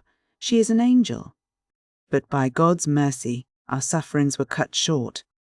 Mr. Svidrigailov returned to his senses and repented, and, probably feeling sorry for Dunya, he laid before Marfa Petrovna a complete and unmistakable proof of Dunya's innocence, in the form of a letter Dunya had been forced to write and give to him, before Marfa Petrovna came upon them in the garden. This letter, which remained in Mr. Svidrigailov's hands after her departure, she had written to refuse personal explanations and secret interviews for which he was entreating her. In that letter, she reproached him with great heat and indignation for the baseness of his behaviour in regard to Marfa Petrovna, reminding him that he was the father and head of a family, and telling him how infamous it was of him to torment and make unhappy a defenceless girl, unhappy enough already. Indeed, dear Rodya, the letter was so nobly and touchingly written that I sobbed when I read it, and to this day I cannot read it without tears. Moreover, the evidence of the servants too cleared Dunya's reputation. They had seen and known a great deal more than Mr. Svidrigailov had himself supposed, as indeed is always the case with servants. Marfa Petrovna was completely taken aback, and again crushed, as she said herself to us. But she was completely convinced of Dunya's innocence. The very next day, being Sunday, she went straight to the cathedral, knelt down and prayed with tears to Our Lady to give her strength to bear this new trial and to do her duty.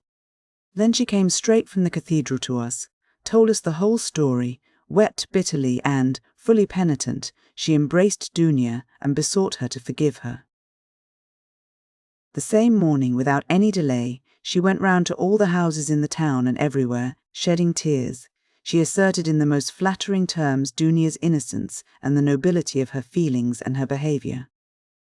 What was more, she showed and read to everyone the letter in Dunya's own handwriting to Mr. Svidrigailov, and even allowed them to take copies of it, which I must say I think was superfluous. In this way she was busy for several days in driving about the whole town, because some people had taken offence through precedence having been given to others, and therefore they had to take turns, so that in every house she was expected before she arrived, and everyone knew that on such and such a day Marfa Petrovna would be reading the letter in such and such a place, and people assembled for every reading of it, even many who had heard it several times already, both in their own houses and in other people's. In my opinion, a very great deal of all this was unnecessary, but that's Marfa Petrovna's character. Anyway, she succeeded in completely re-establishing Dunya's reputation, and the whole ignominy of this affair rested as an indelible disgrace upon her husband, as the only person to blame, so that I really began to feel sorry for him. It was really treating the crazy fellow too harshly. Dunya was at once asked to give lessons in several families, but she refused. All of a sudden, everyone began to treat her with marked respect, and all this did much to bring about the event by which, one may say, our whole fortunes are now transformed. You must know, dear Rodya, that Dunya has a suitor, and that she has already consented to marry him. I hasten to tell you all about the matter, and though it has been arranged without asking your consent, I think you will not be aggrieved with me or with your sister on that account, for you will see that we could not wait and put off our decision till we heard from you, and you could not have judged all the facts without being on the spot. This was how it happened. He is already of the rank of a councillor, Pyotr Petrovitch Luzin, and is distantly related to Marfa Petrovna, who has been very active in bringing the match about. It began with his expressing through her his desire to make our acquaintance. He was properly received, drank coffee with us, and the very next day he sent us a letter in which he very courteously made an offer and begged for a speedy and decided answer. He is a very busy man and is in a great hurry to get to Petersburg, so that every moment is precious to him. At first, of course, we were greatly surprised, as it had all happened so quickly and unexpectedly. We thought and talked it over the whole day. He is a well-to-do man, to be depended upon. He has 2 posts in the government and has already made his fortune. It is true that he is 45 years old, but he is of a fairly prepossessing appearance and might still be thought attractive by women, and he is altogether a very respectable and presentable man, only he seems a little morose and somewhat conceited. But possibly that may only be the impression he makes at first sight. And beware, dear Rodya, when he comes to Petersburg, as he shortly will do, beware of judging him too hastily and severely, as your way is, if there is anything you do not like in him at first sight. I give you this warning, although I feel sure that he will make a favourable impression upon you. Moreover, in order to understand any man one must be deliberate and careful to avoid forming prejudices and mistaken ideas, which are very difficult to correct and get over afterwards. And Pyotr Petrovitch, judging by many indications, is a thoroughly estimable man. At his first visit, indeed, he told us that he was a practical man, but still he shares, as he expressed it, many of the convictions of our most rising generation, and he is an opponent of all prejudices. He said a good deal more, for he seems a little conceited and likes to be listened to, but this is scarcely a vice. I, of course, understood very little of it, but Dunya explained to me that, though he is not a man of great education, he is clever and seems to be good-natured. You know your sister's character, Rodya. She is a resolute, sensible, patient and generous girl, but she has a passionate heart, as I know very well. Of course there is no great love either on his side or on hers, but Dunya is a clever girl and has the heart of an angel, and will make it her duty to make her husband happy, who on his side will make her happiness his care. Of that we have no good reason to doubt, though it must be admitted the matter has been arranged in great haste. Besides, he is a man of great prudence, and he will see, to be sure of himself, that his own happiness will be the more secure, the happier Dunya is with him. And as for some defects of character, for some habits and even certain differences of opinion, which indeed are inevitable even in the happiest marriages, Dunya has said that, as regards all that, she relies on herself, that there is nothing to be uneasy about, and that she is ready to put up with a great deal, if only their future relationship can be an honourable and straightforward one. He struck me, for instance, at first, as rather abrupt, but that may well come from his being an outspoken man, and that is no doubt how it is. For instance, at his second visit, after he had received Dunya's consent, in the course of conversation, he declared that before making Dunya's acquaintance, he had made up his mind to marry a girl of good reputation, without dowry, and, above all, one who had experienced poverty, because, as he explained, a man ought not to be indebted to his wife, but that it is better for a wife to look upon her husband as her benefactor. I must add that he expressed it more nicely and politely than I have done, for I have forgotten his actual phrases and only remember the meaning. And, besides, it was obviously not said of design, but slipped out in the heat of conversation, so that he tried afterwards to correct himself and smooth it over. But all the same, it did strike me as somewhat rude, and I said so afterwards to Dunya. But Dunya was vexed, and answered that words are not deeds, and that, of course, is perfectly true. Dunya did not sleep all night before she made up her mind, and, thinking that I was asleep, she got out of bed and was walking up and down the room all night. At last she knelt down before the icon and prayed long and fervently, and in the morning she told me that she had decided. I have mentioned already that Pyotr Petrovitch is just setting off for Petersburg, where he has a great deal of business, and he wants to open a legal bureau. He has been occupied for many years in conducting civil and commercial litigation, and only the other day he won an important case. He has to be in Petersburg because he has an important case before the Senate. So, Rodya dear, he may be of the greatest use to you, in every way indeed, and Dunia and I have agreed that from this very day you could definitely enter upon your career and might consider that your future is marked out and assured for you. Oh, if only this comes to pass. This would be such a benefit that we could only look upon it as a providential blessing. Dunia is dreaming of nothing else.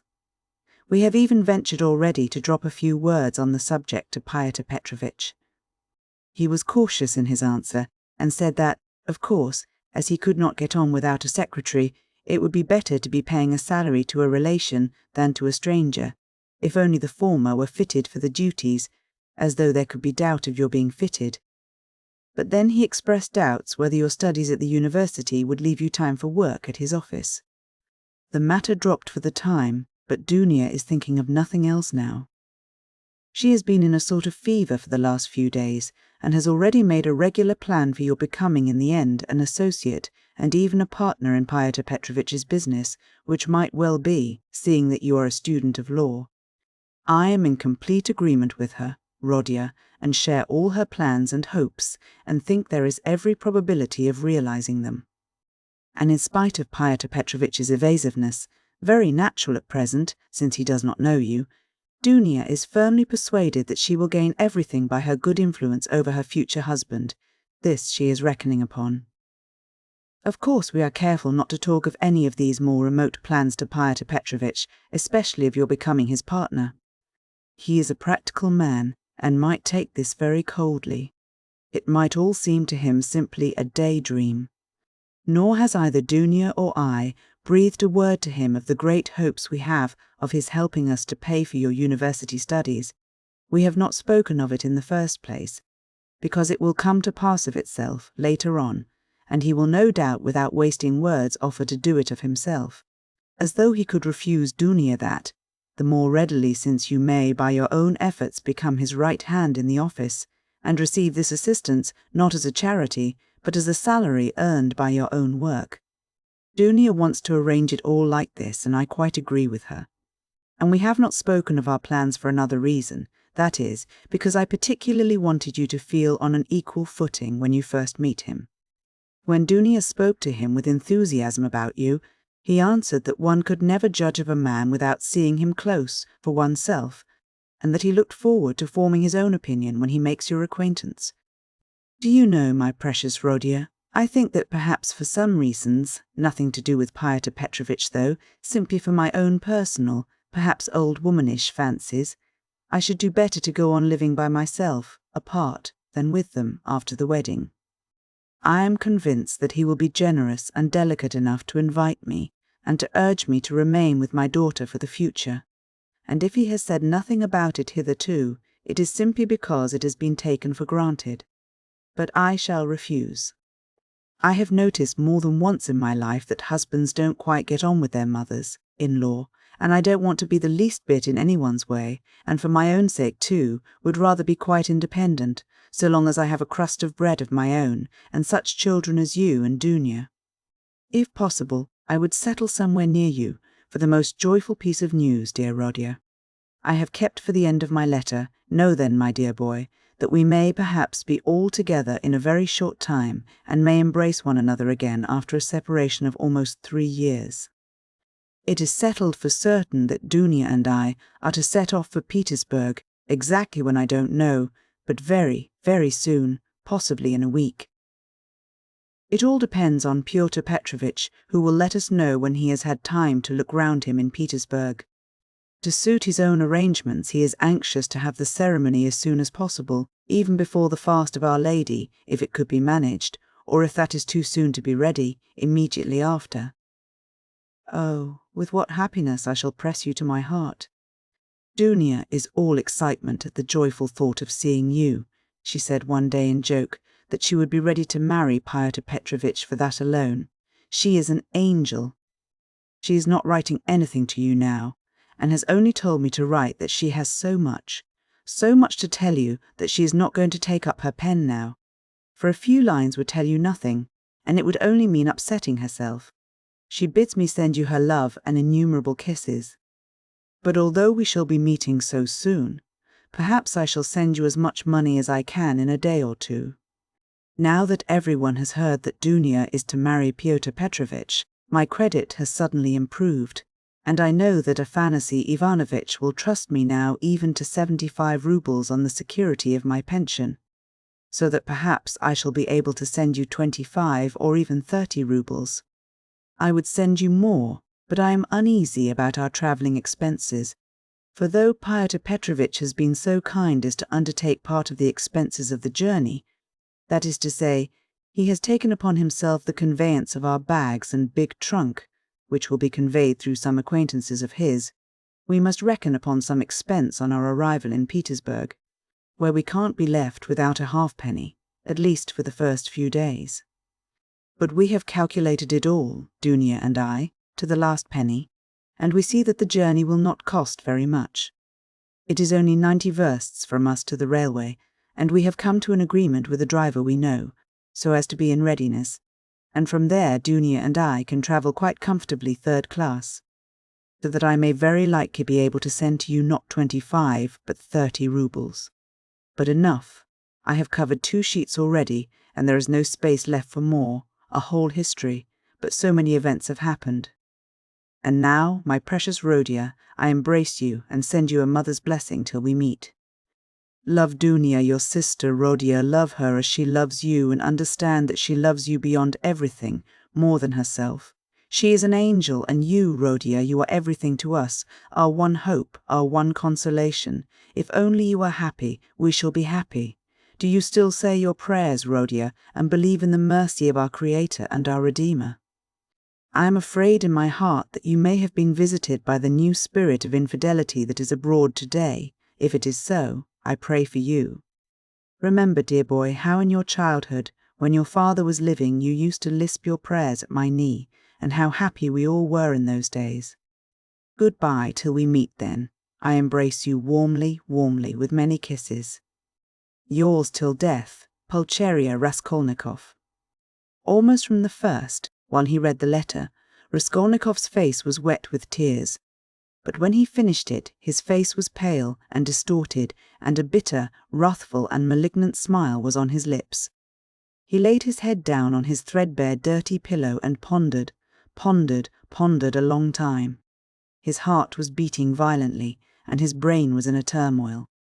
At last he felt cramped and stifled in the little yellow room that was like a cupboard or a box. His eyes and his mind craved for space. He took up his hat and went out, this time without dread of meeting anyone. He had forgotten his dread. He turned in the direction of the Vassilievsky Ostrov, walking along Vassilievsky Prospect as though hastening on some business. But he walked, as his habit was, without noticing his way, muttering and even speaking aloud to himself, to the astonishment of the passers. By many of them took him to be drunk. Chapter 4. His mother's letter had been a torture to him, but as regards the chief fact in it, he had felt not one moment's hesitation, even whilst he was reading the letter. The essential question was settled, and irrevocably settled, in his mind. Never such a marriage while I am alive, and Mr. Luzin be damned. The thing is perfectly clear, he muttered to himself, with a malignant smile anticipating the triumph of his decision. No, mother, no, Dunya, you won't deceive me, and then they apologize for not asking my advice and for taking the decision without me. I dare say. They imagine it is arranged now and can't be broken off, but we will see whether it can or not. A magnificent excuse. Pyotr Petrovitch is such a busy man that even his wedding has to be in post-haste, almost by express. No, Dunya, I see it all, and I know what you want to say to me, and I know too what you were thinking about, when you walked up and down all night, and what your prayers were like before the Holy Mother of Kazan who stands in Mother's bedroom. Bitter is the ascent to Golgotha. So it is finally settled. You have determined to marry a sensible businessman, Avdotia Romanovna, one who has a fortune, has already made his fortune, that is so much more solid and impressive, a man who holds 2 government posts, and who shares the ideas of our most rising generation, as Mother writes, and who seems to be kind, as Dunya herself observes. That seems beats everything, and that very Dunya for that very seems is marrying him. Splendid, splendid, splendid. But I should like to know why Mother has written to me about our most rising generation, simply as a descriptive touch, or with the idea of prepossessing me in favour of Mr. Luzin. Oh, the cunning of them! I should like to know one thing more, how far they were open with one another that day and night, and all this time since. Was it all put into words, or did both understand that they had the same thing at heart and in their minds, so that there was no need to speak of it aloud, and better not to speak of it? Most likely it was partly like that. From Mother's letter it's evident. He struck her as rude, a little, and Mother in her simplicity took her observations to Dunia. And she was sure to be vexed and answered her angrily. I should think so. Who would not be angered when it was quite clear without any naive questions, and when it was understood that it was useless to discuss it? And why does she write to me, love Dunia, Roger, and she loves you more than herself? Has she a secret conscience, prick at sacrificing her daughter to her son? You are our one comfort, you are everything to us. Oh, Mother! His bitterness grew more and more intense, and if he had happened to meet Mr. Luzin at the moment, he might have murdered him. Yes, that's true, he continued, pursuing the whirling ideas that chased each other in his brain. It is true that it needs time and care to get to know a man, but there is no mistake about Mr. Luzin. The chief thing is, he is a man of business and seems kind. That was something, wasn't it, to send the bags and big box for them? A kind man, no doubt after that.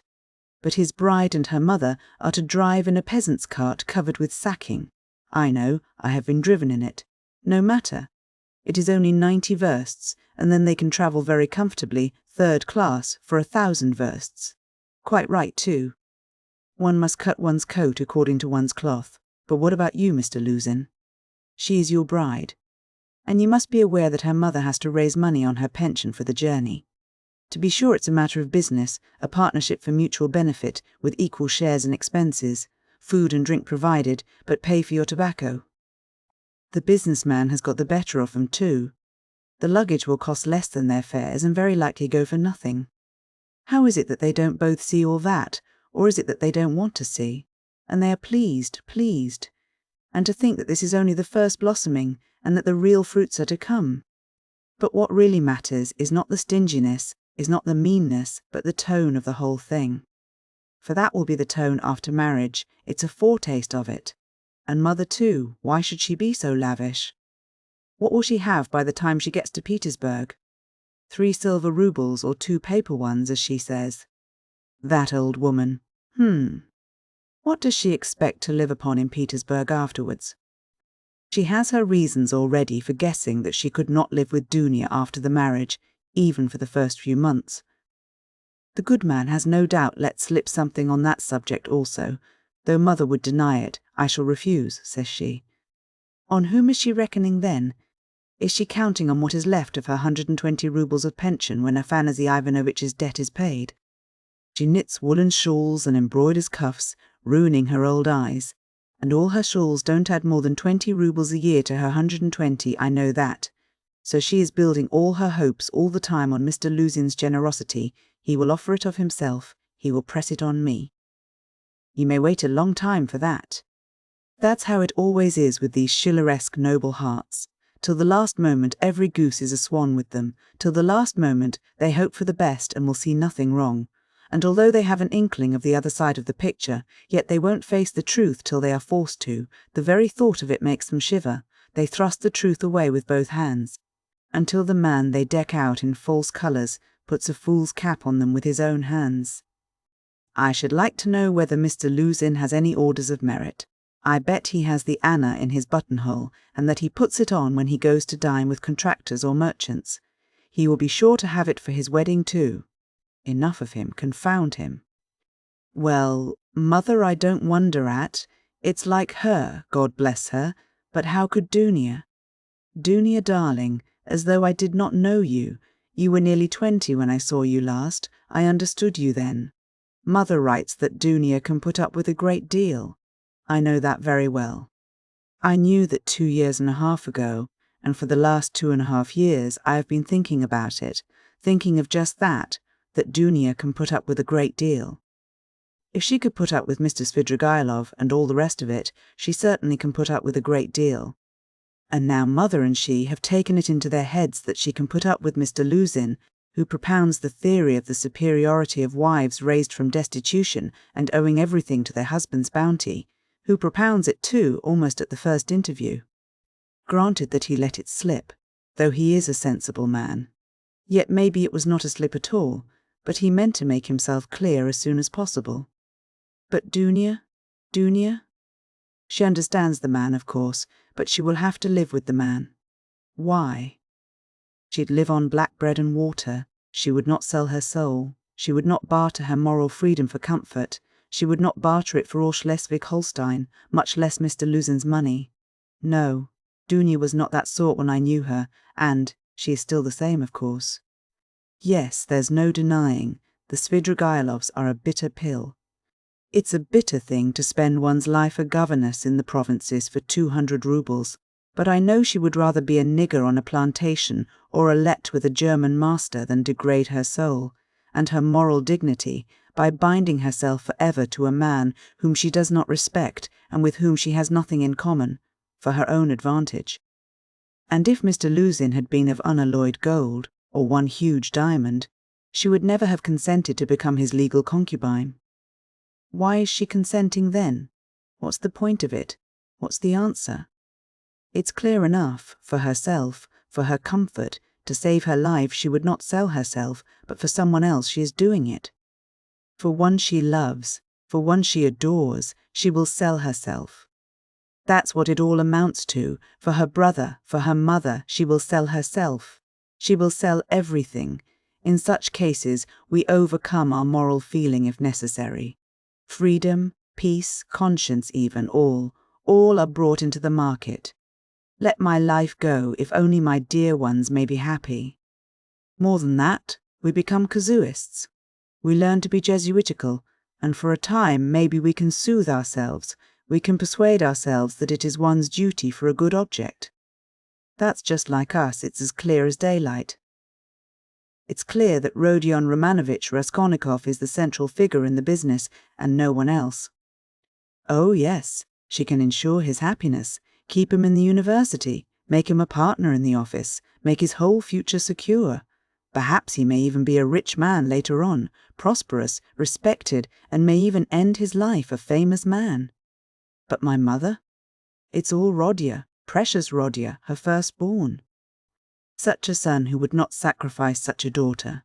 Oh, loving, over-partial hearts, why for his sake we would not shrink even from Sonia's fate. Sonia Marmeladov, the eternal victim so long as the world lasts. Have you taken the measure of your sacrifice, both of you? Is it right? Can you bear it? Is it any use? Is there sense in it? And let me tell you, Dunya, Sonia's life is no worse than life with Mr. Luzin. There can be no question of love, Mother writes. And what if there can be no respect either, if on the contrary there is aversion, contempt, repulsion, what then? So you will have to keep up your appearance too. Is not that so? Do you understand what that smartness means?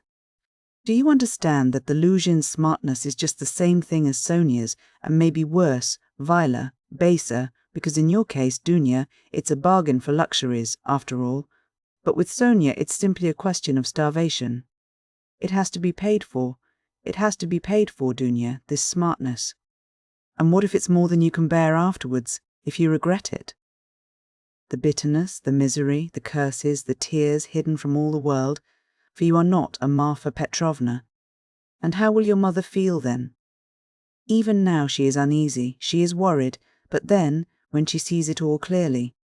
And I? And I? Yes, indeed. What have you taken me for? I won't have your sacrifice, Dunya. I won't have it, Mother. It shall not be. So long as I am alive, it shall not. It shall not. I won't accept it.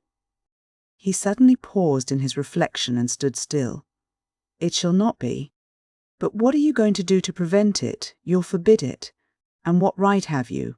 What can you promise them on your side to give you such a right? Your whole life, your whole future, you will devote to them when you have finished your studies and obtained a post. Yes, we have heard all that before, and that's all words. But now? Now something must be done. Now. Do you understand that? And what are you doing now? You are living upon them. They borrow on their 100 rubles pension. They borrow from the Svidrigailovs. How are you going to save them from Svidrigailovs? From Afanasy Ivanovich Varushin, oh, future millionaire Zeus who would arrange their lives for them. In another 10 years. In another 10 years, mother will be blind with knitting shawls, maybe with weeping too. She will be worn to a shadow with fasting, and my sister.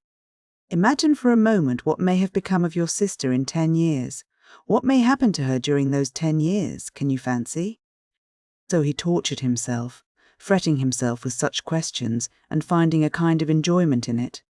And yet all these questions were not new ones. Suddenly confronting him, they were old familiar aches. It was long since they had first begun to grip and rend his heart. Long, long ago, his present anguish had its first beginnings. It had waxed and gathered strength. It had matured and concentrated, until it had taken the form of a fearful, frenzied, and fantastic question, which tortured his heart and mind, clamouring insistently for an answer. Now, his mother's letter had burst on him like a thunderclap. It was clear that he must not now suffer passively, worrying himself over unsolved questions, but that he must do something, do it at once, and do it quickly. Anyway, he must decide on something, or else.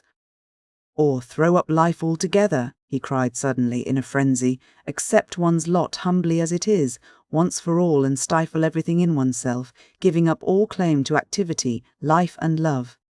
Do you understand, sir?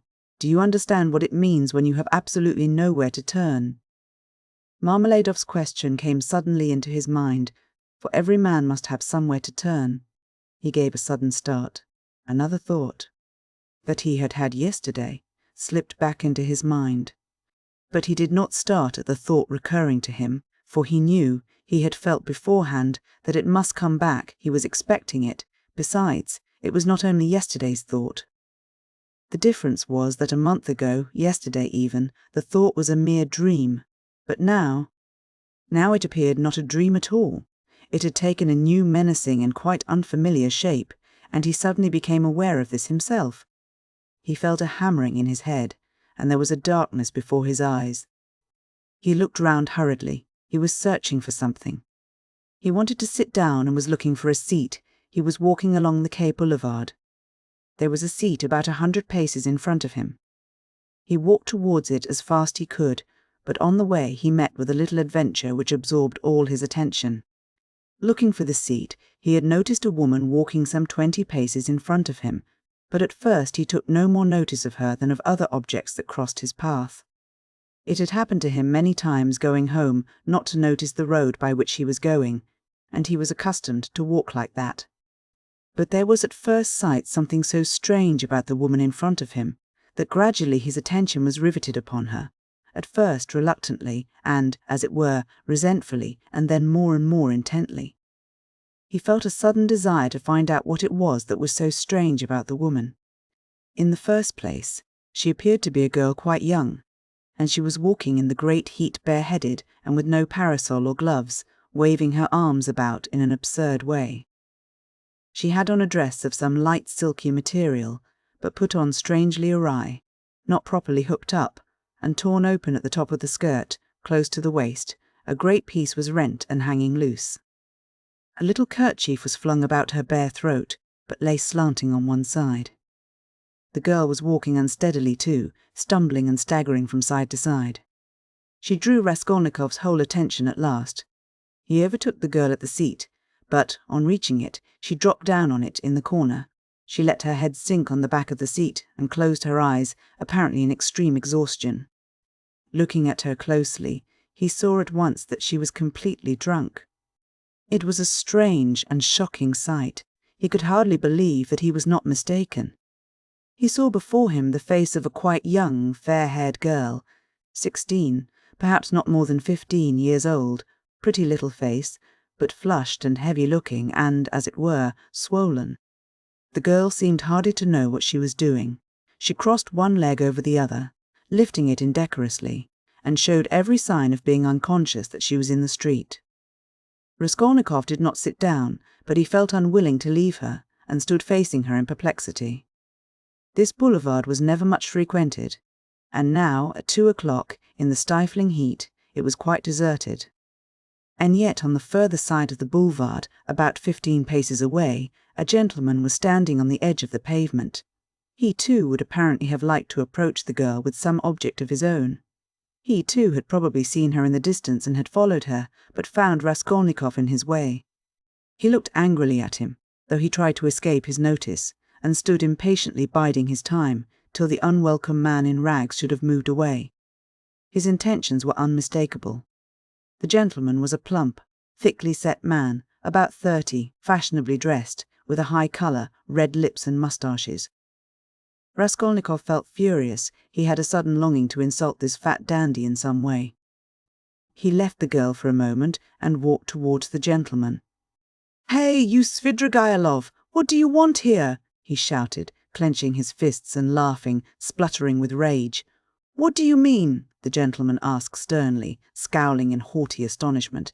"Get away, that's what I mean. How dare you, you low fellow?" He raised his cane.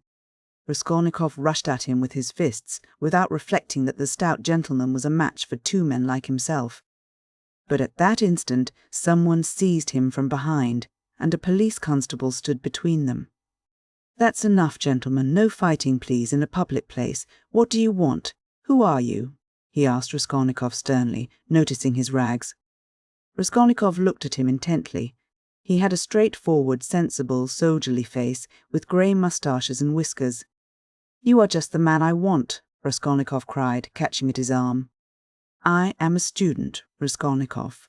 You may as well know that too," he added, addressing the gentleman. "Come along, I have something to show you." And taking the policeman by the hand, he drew him towards the seat. "Look here, hopelessly drunk, and she has just come down the boulevard. There is no telling who and what she is. She does not look like a professional.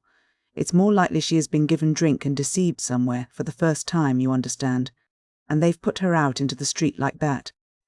Look at the way her dress is torn, and the way it has been put on. She has been dressed by somebody. She has not dressed herself, and dressed by unpractised hands, by a man's hands, that's evident.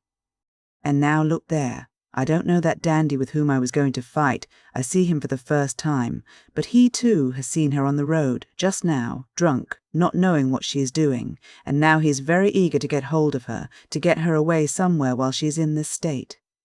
That's certain, believe me, I am not wrong. I saw him myself watching her and following her, but I prevented him, and he is just waiting for me to go away. Now he has walked away a little, and is standing still, pretending to make a cigarette. Think, how can we keep her out of his hands, and how are we to get her home?" The policeman saw it all in a flash. The stout gentleman was easy to understand. He turned to consider the girl. The policeman bent over to examine her more closely, and his face worked with genuine compassion. "Ah, what a pity," he said, shaking his head. "Why, she is quite a child. She has been deceived. You can see that at once. Listen, lady," he began, addressing her, "where do you live?" The girl opened her weary and sleepy-looking eyes, gazed blankly at the speaker, and waved her hand. "Here," said Raskolnikov, feeling in his pocket and finding 20 kopecks. "Here, call a cab and tell him to drive her to her address. The only thing is to find out her address." Missy," the policeman began again, taking the money. "I'll fetch you a cab and take you home myself." "Where shall I take you, eh? Where do you live?" "Go away. They won't let me alone," the girl muttered, and once more waved her hand. Ugh, how shocking! It's shameful, Missy, it's a shameful, Missy." "It's a shame." He shook his head again, shocked, sympathetic and indignant. "It's a difficult job," the policeman said to Raskolnikov, and as he did so, he looked him up and down in a rapid glance. He, too, must have seemed a strange figure to him, dressed in rags and handing him money. "Did you meet her far from here?" he asked him. "I tell you she was walking in front of me, staggering, just here in the boulevard. She only just reached the seat and sank down on it. Ah, the shameful things that are done in the world nowadays. God have mercy on us. An innocent creature like that, drunk already. She's been deceived, that's a sure thing. See how her dress has been torn too. Ah, the vice one sees nowadays." And as likely as not, she belongs to gentlefolk too, poor ones maybe. There are many like that nowadays. She looks refined too, as though she were a lady, and he bent over her once more. Perhaps he had daughters growing up like that, looking like ladies and refined, with pretensions to gentility and smartness. The chief thing is, Raskolnikov persisted, to keep her out of this scoundrel's hands. Why should he outrage her? It's as clear as day what he is after. Ah, the brute! He is not moving off. Raskolnikov spoke aloud and pointed to him. The gentleman heard him and seemed about to fly into a rage again, but thought better of it and confined himself to a contemptuous look. He then walked slowly another 10 paces away and again halted. "Keep her out of his hands we can," said the constable thoughtfully, "if only she'd tell us where to take her, but as it is, Missy, hey, Missy." He bent over her once more. She opened her eyes fully all of a sudden, looked at him intently, as though realizing something, got up from the seat and walked away in the direction from which she had come. "Oh, shameful wretches, they won't let me alone," she said, waving her hand again. She walked quickly, though staggering as before. The dandy followed her, but along another avenue, keeping his eye on her. "Don't be anxious, I won't let him have her," the policeman said resolutely, and he set off after them. "Ah, the vice one sees nowadays," he repeated aloud, sighing. At that moment, something seemed to sting Raskolnikov. In an instant, a complete revulsion of feeling came over him. "Hey, here!" he shouted after the policeman. The latter turned round. "Let them be! What is it to do with you? Let her go! Let him amuse himself." He pointed at the dandy. "What is it to do with you?" The policeman was bewildered and stared at him open-eyed. Raskolnikov laughed. "Well," ejaculated the policeman, with a gesture of contempt, and he walked after the dandy and the girl, probably taking Raskolnikov for a madman or something even worse. "He has carried off my 20 kopecks," Raskolnikov murmured angrily when he was left alone. "Well, let him take as much from the other fellow to allow him to have the girl, and so let it end. And why did I want to interfere? Is it for me to help? Have I any right to help? Let them devour each other alive. What is it to me? How did I dare to give him 20 kopecks? Were they mine?" In spite of those strange words, he felt very wretched. He sat down on the deserted seat. His thoughts strayed aimlessly. He found it hard to fix his mind on anything at that moment. He longed to forget himself altogether, to forget everything, and then to wake up and begin life anew. "Poor girl," he said, looking at the empty corner where she had sat. "She will come to herself and weep, and then her mother will find out. She will give her a beating, a horrible, shameful beating, and then maybe turn her out of doors. And even if she does not, the Darya Frantsovnas will get wind of it, and the girl will soon be slipping out on the sly here and there. And there will be the hospital directly. That's always the luck of those girls with respectable mothers, who go wrong on the sly. And then, again, the hospital, drink, the taverns, and more hospital, in 2 or 3 years, a wreck, and her life over at 18 or 19. Have not I seen cases like that? And how have they been brought to it? Why, they've all come to it like that. Ugh! But what does it matter? That's as it should be, they tell us. A certain percentage, they tell us, must every year go, that way, to the devil, I suppose, so that the rest may remain chaste and not be interfered with. A percentage! What splendid words they have! They are so scientific, so consolatory. Once you've said percentage, there's nothing more to worry about. If we had any other word, maybe we might feel more uneasy. But what if Dunia were one of the percentage? Of another one if not that one. But where am I going? He thought suddenly. Strange, I came out for something. As soon as I had read the letter I came out. I was going to Vassilyevsky Ostrov, to Razumihin. That's what it was, now I remember. What for, though? And what put the idea of going to Razumihin into my head just now? That's curious. He wondered at himself. Razumihin was one of his old comrades at the university. It was remarkable that Raskolnikov had hardly any friends at the university. He kept aloof from everyone, went to see no one, and did not welcome anyone who came to see him, and indeed everyone soon gave him up. He took no part in the students' gatherings, amusements, or conversations. He worked with great intensity without sparing himself, and he was respected for this, but no one liked him. He was very poor, and there was a sort of haughty pride and reserve about him, as though he were keeping something to himself.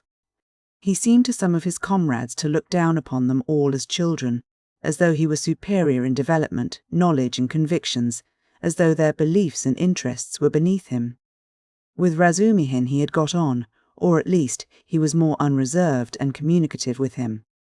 Indeed, it was impossible to be on any other terms with Razumihin. He was an exceptionally good-humoured and candid youth, good-natured to the point of simplicity, though both depth and dignity lay concealed under that simplicity. The better of his comrades understood this, and all were fond of him. He was extremely intelligent, though he was certainly rather a simpleton at times. He was of striking appearance, tall, thin, black-haired, and always badly shaved. He was sometimes uproarious and was reputed to be of great physical strength. One night, when out in a festive company, he had with one blow laid a gigantic policeman on his back. There was no limit to his drinking powers, but he could abstain from drink altogether. He sometimes went too far in his pranks, but he could do without pranks altogether. Another thing striking about Razumihin, no failure distressed him, and it seemed as though no unfavourable circumstances could crush him. He could lodge anywhere and bear the extremes of cold and hunger. He was very poor and kept himself entirely on what he could earn by work of one sort or another. He knew of no end of resources by which to earn money. He spent one whole winter without lighting his stove, and used to declare that he liked it better, because one slept more soundly in the cold. For the present he too had been obliged to give up the university, but it was only for a time, and he was working with all his might to save enough to return to his studies again. Raskolnikov had not been to see him for the last 4 months, and Razumihin did not even know his address. About 2 months before, they had met in the street, but Raskolnikov had turned away and even crossed to the other side that he might not be observed. And though Razumihin noticed him, he passed him by, as he did not want to annoy him.